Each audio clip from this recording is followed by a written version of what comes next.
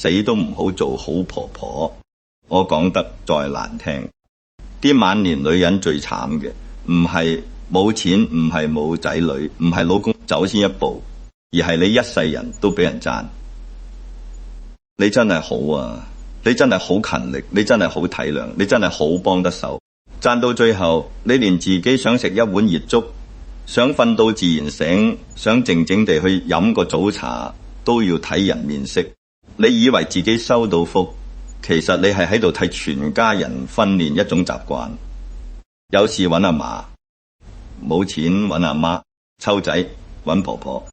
有人發脾氣叫你忍，有人懶叫你，到你病，人人都話一句：哎呀，佢以前咁硬淨，點知而家突然咁樣突然，邊有咁多突然？係你幾十年嚟一啖一啖把自己吞落肚。如果你而家聽到呢度，心入面已經有少少刺痛，咁我同你講，你一定要訂閱呢個頻道。點解？因為 YouTube 嘅算法好現實嘅，你睇完唔訂閱，下次呢啲真正幫到你嘅內容就唔會再推俾你睇。你以為收藏咗就得？唔得㗎，算法只認訂閱同互動。你按一下訂閱，登一下鈴鐺，等於同算法講呢啲嘢我要睇，咁先保證你下次唔會錯過。而今日呢條片，我要同你拆一樣嘢。點解越好嘅婆婆晚年越慘？你以為勤力心軟肯捱係優點？我話俾你聽，呢三樣嘢分分鐘係你後半生最致命嘅毒藥。聽落好反常，但你睇落去就知，句句都係真嘅，而且好大機會你自己就係入面嗰個人。今日順風順水，就同各位講一句可能刺耳，但可以救你後半條命嘅說話。做個好人可以死都唔好，做一個人人都方便嘅好婆婆。因為一個女人一旦變成屋企入面嘅免費傭人、免費提款機、免費情緒垃圾桶，佢就唔再係家人，佢只係一件家電。雪櫃壞咗大家急，洗衣機壞咗大家煩，你累壞咗，大家第一反應唔係心痛，而係咁聽日邊個抽咇？你聽到呢一句，心就應該涼半截。唔係叫你同仔女反面，唔係叫你做個刻薄老人家，而係叫你終於明白老嚟最要緊嘅唔係俾人需要，係你有本事拒絕俾人榨乾。我見得多，有啲婆婆朝早6點未夠就起身，個仔新抱仲喺冷氣房入面瞓到鬧鐘響3次，佢已經去街市買完餸，返到屋企洗菜切肉煲湯蒸蛋，怕個孫唔食菜，又將菜心切到碎過沙。9點的送孫返學，11點返嚟拖地洗衫，下晝去接放學，傍晚又煮飯，煮咗6菜1湯。個新抱返到屋企，一坐低夾一啖餸，皺一皺眉，媽，今日啲湯好鹹喎。一句啫嘛。你呢個做婆婆嘅，忙足10幾個，的雙腳腫到塞唔入拖鞋，聽到嘅唔係辛苦你，係好鹹喎。最可怕係咩？你仲會連忙道歉。係啊，我老咗，口味重咗，下次淡啲。下次，你仲有下次。你唔係廚房入面嘅一包鹽，任人嫌多嫌少。你係呢個屋企嘅長輩，唔係請返嚟嘅工人。但係好多女人一聽到人哋嫌，第一個唔係嬲，而係檢討自己。呢個就係最毒嘅地方。佢哋唔係俾人打低，係自己跪低，跪得太耐，連企直都覺得唔好意思。有啲人話做婆婆嘛，幫得就幫，家和萬事興。唔好意思，我最怕呢種講法。家和萬事興係一家人互相體諒，唔係一個人不斷犧牲，其他人開香檳。你一個人捱到血壓180夜晚，心口翳住腳抽筋，膝頭痛到落樓梯要側住身，個仔仲喺度問：媽，你星期6可唔可以幫我哋湊多1晚？我哋想去 staycation。你睇下，呢個就係好多家庭最幽默嘅地方。你做咗5年，全職保姆，冇人工，冇假期，冇周休，連病假都冇。而你個仔個新抱覺得兩個人去酒店住一晚係維繫感情，咁你同自己維繫感情嘅時間呢？冇人問。女人晚年最致命嘅第一個優點就係太勤力、太肯捱、太怕自己行落嚟會俾人話冇用。尤其係我哋呢一代人細個窮過捱過，覺得有手有腳就要做。個地有少少頭髮，你都要彎腰執。個孫書包有條線鬆咗，你又連夜縫。仔女話最近手頭緊，你即刻由棺材本拎10萬、20萬出嚟。你以為你喺度幫佢哋渡過難關，其實好多時候你係喺度替佢哋延後長大。一個30幾歲、40幾歲嘅人，供樓供到喘唔過氣，應該學嘅係咩？係計數，係取捨，係唔好見人有樓，自己又死撐買樓。唔係一返到阿媽面前就將一堆賬單攤開，然後你又心軟把存咗幾十年嘅錢推出去，貼補5萬話一次，貼補10萬話最後一次，貼補30萬話係俾孫仔將來讀書。結果呢，個孫未讀大學，嗰部新車先買咗，你嘅30萬變成佢哋餐廳打卡、旅行相片、裝修客廳嗰幅大電視。到你有一日要做白內障手術，要請陪診，要買藥，仔女未必不孝，但佢哋會好自然咁講：媽，最近真係周轉唔到，因為你已經教識咗佢哋媽媽嘅錢永遠可以周轉。錢呢樣嘢好現實，你有錢未必人人敬你，你冇錢又冇健康，又將時間全數交俾人哋，咁你喺屋企入面嘅發言權大概比一張舊報紙仲輕。唔好聽人講咩，一家人唔好計得咁清。講呢句嘅人多數係想你唔好計，但佢自己計得好清。你買餸差30蚊，佢未必記得。你答應湊孫又臨時話唔得，佢會記一世。呢個唔係人性陰暗，呢個係人性普通。人就係會將免費嘅嘢當成理所當然。你越肯做，佢越覺得呢個係你嘅本分。你一停手，佢反而覺得你變咗。所以太勤力嘅人晚年最易俾人困住。你唔係唔知攰，你只係覺得自己唔做，個屋企會亂。好，我問你一句，亂就亂咯，會死咩？碗筷放一晚會爆炸咩？3唔接會坐監咩？個孫放學自己等阿爸阿媽半個鐘會變壞咩？全世界最荒謬嘅事情就係一個60幾、70幾歲嘅女人，為咗俾2個40歲嘅大人生活順暢，犧牲埋自己最後10年、20年最自由嘅日子。你幫一日係情分，你幫1年係支持，你幫5年對唔住，你係喺度簽埋新契。尤其唔好將我唔做邊個做掛喺後邊。呢句講得越多，你越慘。因為答案好簡單，應該由該做嘅人做。仔女係邊個生嘅，邊個就要負責。屋企係邊個住嘅，邊個就要打理。生活費邊個使嘅，邊個就應該諗辦法賺。你做阿嫲，你可以錫孫，但你唔係替個仔個新抱補考人生。你去公園同個孫玩2個鐘，買條雪糕俾佢聽，佢講學校趣事，呢個叫享受天倫。你朝早7點開工，夜晚10點等佢瞓着先可以沖涼，星期日仲要陪佢上興趣班，呢個叫俾人剝削。唔好將剝削包裝成愛，聽落好似好偉大，其實好蠢。有人會話婆婆唔幫新抱好辛苦，當然辛苦啦。做父母本來就辛苦，你以為以前你養仔唔辛苦？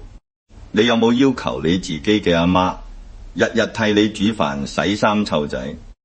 冇嘅話，點解到你呢一代反而要無限供應？時代進步唔係叫老人家做到死，而係每個成年人都要學識承擔。你可以幫，但要用你自己嘅規矩幫。星期2、星期4接孫，其他日子你有約。夜晚唔留宿，因為你要瞓覺，臨時加班，唔好意思請搵保姆、託管朋友、另一半，總之唔係你。你講第一次，大家會黑面；講第三次，佢哋就會開始搵方法。人就係咁，你唔似閒，佢永遠覺得冇界線。第二個致命優點，更陰濕、更害人，就係太心軟、太怕得罪人、太習慣忍。呢種女人外表睇落溫柔，內裏其實日日受傷。新抱講嘢刺耳，佢笑笑口話冇事。個仔逢年過節淨係顧住陪外家，佢替佢揾借口話後生人忙。個女借錢唔還，佢又話算啦。自己人呢三個字害死幾多女人。因為一講自己人，人哋就覺得可以唔尊重你、唔交代你、唔多謝你，甚至唔使顧你嘅感受。你有冇見過呢種場面？一家人食飯，個新抱當住你面同個孫講：你唔好食咁多糖，阿嫲成日縱你。聽落好似一句普通說話，其實將責任推到你身上。個孫跌親咗，佢話你睇漏眼，個孫咳兩聲，佢話你俾佢食錯嘢。個孫功課做唔好，佢話你淨係識寵。你明明幫咗99樣，佢只要挑中一樣就可以將你變成罪人。而最慘係你怕個仔夾喺中間難做，於是你唔反駁，你唔出聲，唔代表你大方。你唔出聲，只係話俾對方聽，原來佢可以再進一步。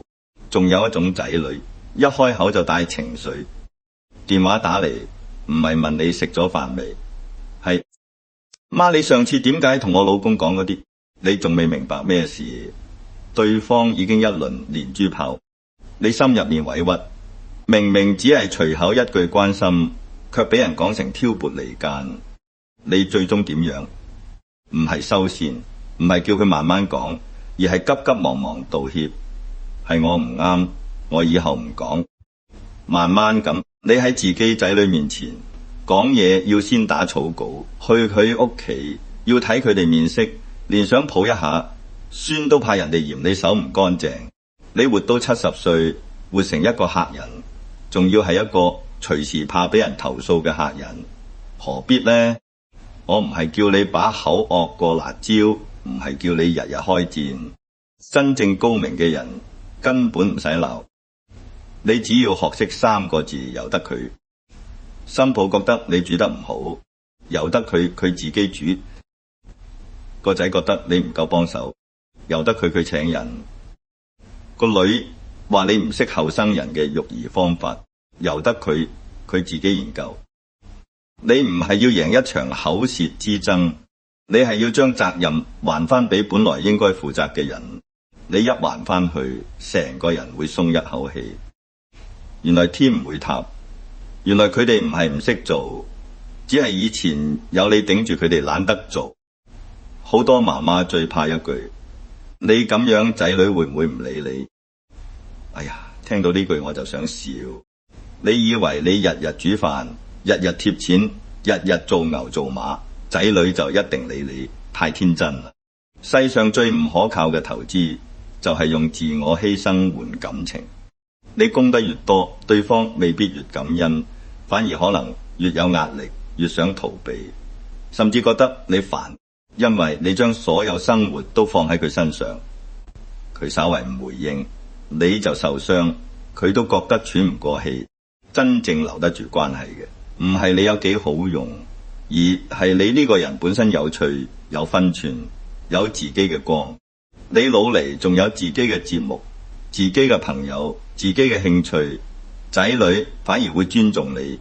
你今日去飲茶，聽日去睇戲，後日去旅行，自己識得安排生活。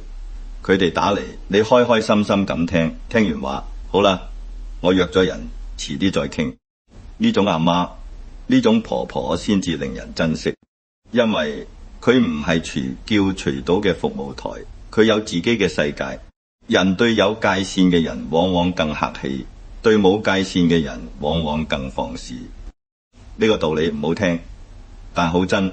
順風順水，想送俾各位一張負面排除清單。唔係教你做壞人，係教你將嗰啲吸你血耗你命嘅事一樣樣剔出去。第一，唔好再主動問要唔要我幫你湊，邊個有需要邊個開口，你有空先至答應。主動送上門嘅勞力最易變成永久責任。第二，唔好再將全部積蓄攤出嚟，你嘅退休金、醫療錢、住院錢，任何人都唔可以掂得太隨便。你想俾孫仔一封利是得，你想資助仔女一小段得，但必須係你俾得起。俾完唔肉赤，就算對方唔還，你都唔會影響生活嘅數目。超過呢條線，一律話冇。你唔需要解釋得好詳細。人老咗，最要學嘅功課就係唔交代。以前你買件新衫要怕人話你亂使錢，而家你70歲買個手袋訂一餐好嘅，去住2日酒店，你唔需要先問個仔批准。你辛苦咗半世人，錢唔係用嚟等你走咗之後俾人分嘅，係用嚟俾你仲活着嘅時候舒服。今日想食一隻的鮑魚，唔好淨係買俾孫，自己都食。想去旅行，唔好等全家得閒，等到最後可能等嚟一張病床。想學跳舞、畫畫、唱歌就去學，腳仲行得喐，耳仔仲聽得到，胃口仲食得落，呢啲先至係你真正嘅資產。第三，唔好再免費長期同住。呢句一定有人唔中意聽，但我要講，婆媳之間最好嘅距離唔係零距離，係一碗湯送到隔離屋都未凍嘅距離。住得太近，雞毛蒜皮都會變成大戰。你覺得佢浪費，佢覺得你多事；你覺得佢唔識照顧細路，佢覺得你夠識。佢唔收拾你忍，你收拾咗佢又話你翻佢嘢。大家本來未必係壞人，只係生活習慣唔同，日日對住遲早激親。保留自己嘅住處，唔係冷漠，係保留尊嚴。你有門匙，有自己嘅床，有自己嘅節奏，想去就去，想走就走，呢個先至叫長輩。萬一因為現實真係要同住，都要先講規矩，唔係入咗門先至忍。邊個負責買餸，邊個洗碗，邊個接送，細路水電點樣分咩事？而家你要休息，邊啲事唔好干預，講清楚怕尷尬，尷尬一晚好過委屈5年。好多女人一開始話冇所謂，住咗半年之後，心入面嘅所謂已經堆到天花板，最後一件小事就爆完又俾人話你難相處。你睇早啲講規矩，反而係保護感情。第四，唔好做屋企入面嘅情緒垃圾桶。個仔婚姻唔好日日聽佢數新抱，新抱對老公唔滿意都唔好拉你入局。個女同夫家嗌交，唔好一聽就替佢出頭。你可以聽10分鐘，然後話你哋2個成年人自己慢慢傾。你唔係法官，唔係救火隊，唔係婚姻諮詢師。好多老母以為自己介入得越多，越能保護仔女，結果兩邊都唔討好。人哋夫妻第2日和好，你琴日講過嘅狠話，反而留喺空氣入面，變成你唔識做。最招積嘅活法係識得裝聾扮啞，唔係冇心冇肺，係唔替人哋嘅人生負責。第5，唔好再逢人就話自己辛苦，呢個尤其重要。你真係辛苦，我知道，但你日日話我為呢個家做咗咁多，聽嘅人未必感動，只會覺得有壓力。與其等人感恩，不如自己減少付出。死都唔好做好婆婆。我講得再難聽，啲晚年女人最慘嘅，唔係冇錢，唔係冇仔女，唔係老公走先一步，而係你一世人都俾人讚。你真係好啊，你真係好勤力，你真係好體諒，你真係好幫得手。你要做嘅係今日開始少煮2餐，少接2次孫，少幫1次手。行動比委屈有效。當你唔再狂，人哋先至會睇到原來嗰啲嘢一直有人喺度狂。仲有，唔好再將怕孤單當成出賣自己嘅理由。好多女人明明受盡氣，仲係唔肯行開，唔肯拒絕，因為怕仔女唔穩自己，怕間屋太靜。但係你諗清楚，坐喺一枱人隔離，卻冇人真心問你一句，你開唔開心？嗰種孤單比一個人去飲茶更凍。人老咗，社交圈要自己養，幾個老友，一間熟茶樓，一個興趣班，一位肯同你講廢話嘅人，比你守住一個唔尊重你嘅大家庭實際得多。唔好等仔女俾你生活，仔女最多只係你生活嘅一部分，唔可以係全部。我認識唔少女人，後生嗰陣係屋企入面最能埋嗰個。老公唔爭氣，佢捱；仔女讀書唔成，佢捱；屋企欠債，佢捱；父母病咗，佢捱到60歲，終於以為可以享福，卻又自動接手湊孫煮飯貼補。呢種人最可憐，因為佢哋根本唔識得享福。人哋請佢飲茶，佢話浪費錢；買件靚衫，佢話留俾孫去一次旅行；佢話怕仔女有事揾唔到佢。最後唔係福冇嚟，係福嚟到門口，佢都唔敢開門。佢以為慳係美德，結果一世人只識得替人哋儲蓄，冇替自己活過。你要記住，善良唔係問題，勤力唔係問題，心軟都唔係問題。問題係你嘅善良有冇門，你嘅勤力有冇鐘數，你嘅心軟有冇底線。冇門嘅善良，邊個都可以闖入嚟；冇鐘數嘅勤力，做到死都做唔完；冇底線嘅心軟，最後只會換嚟人哋嘅得寸進尺。你唔係要由今日開始變得冷血，你只係要將最好嘅一部分留翻俾自己。下次仔女打嚟話媽，幫我一個忙啦，你先唔好急住答，飲一啖普洱，慢慢問幾時幫到幾耐，你哋自己點安排。佢一聽你問得咁清楚，可能已經唔習慣，好俾佢唔習慣。你以前太習慣委屈自己，而家都該輪到人哋習慣你嘅界線。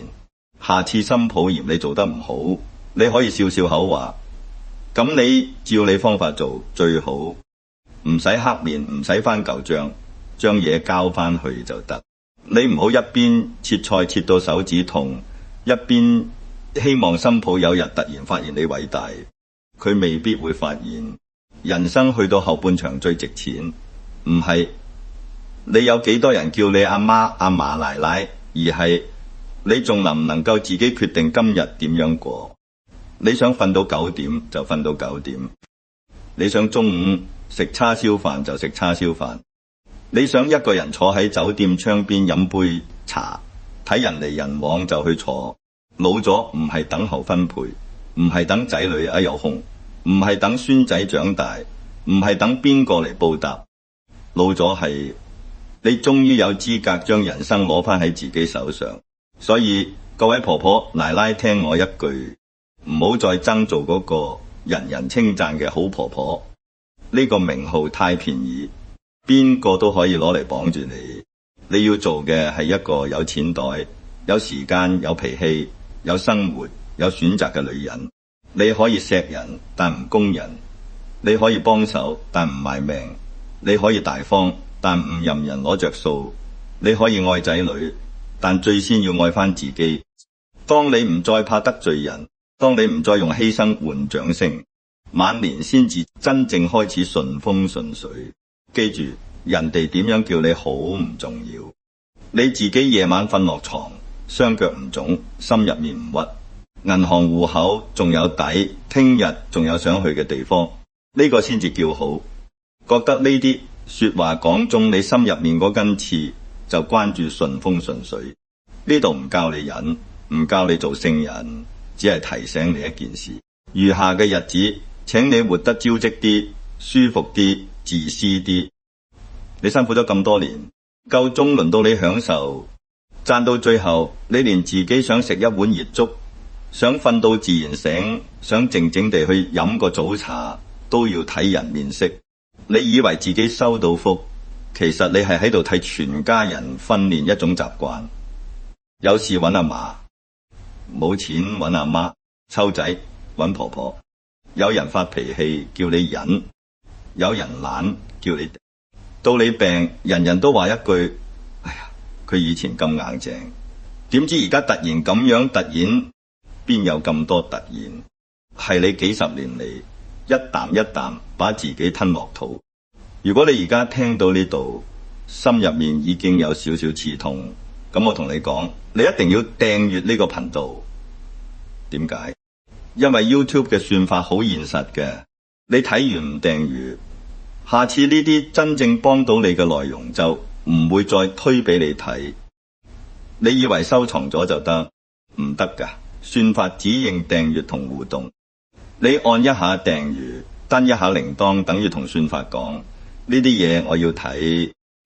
下次有人開口借錢，你話我留住醫療同生活，其他幫唔到。佢若果因此唔高興，咁更加證明呢筆錢唔應該俾。